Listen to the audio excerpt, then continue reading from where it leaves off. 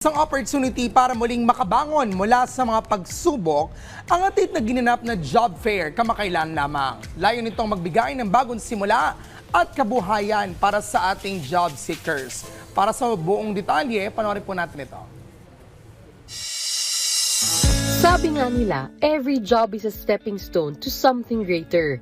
At para sa mga Pilipinong patuloy na lumalaban para sa mas maayos na kinabukasan, ang bawat opportunity, gaano man kaliit o kalaki, ay mahalaga. Kaya naman hindi pinalampas ng ating mga kababayan ang naganap na job fair kamakailan sa isang mall sa Marikina City. Sa pangunguna ng local government unit ng Marikina, kasama ang Department of Labor and Employment at Public Employment Service Office of Marikina. Inilapit ang libu-libong trabaho direkta sa mga aplikante.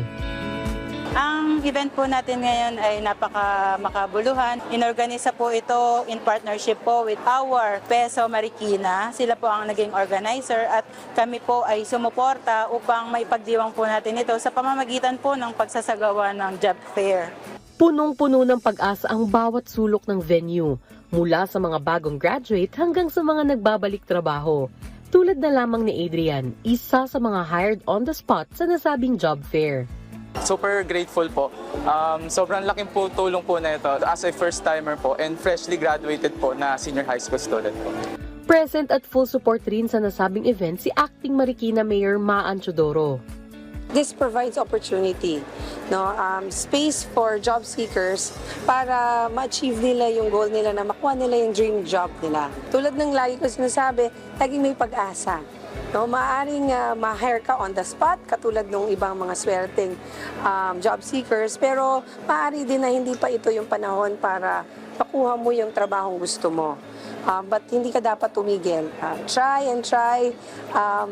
Huwag kang mawawala ng pag-asa. At hindi lang ito simpleng apply-apply, isa rin itong one-stop shop na may serbisyo mula sa SSS, Pag-ibig, PhilHealth at BIR.